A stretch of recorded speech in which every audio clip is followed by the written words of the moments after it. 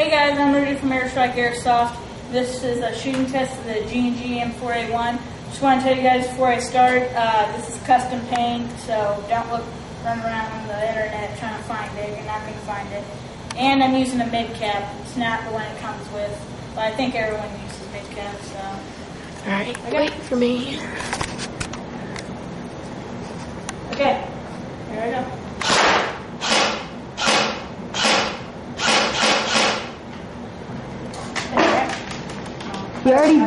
He actually already did shoot at it a couple times with his mid cap, so he might be out of ammo. I got an extra. Or not.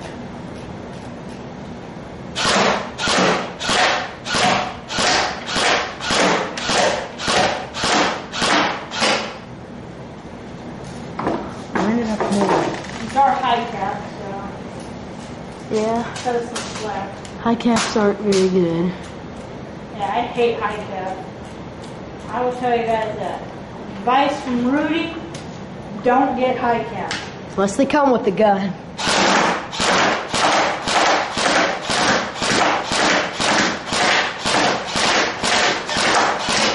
Well, look at that, it's on that side of the box. Oh, ammo.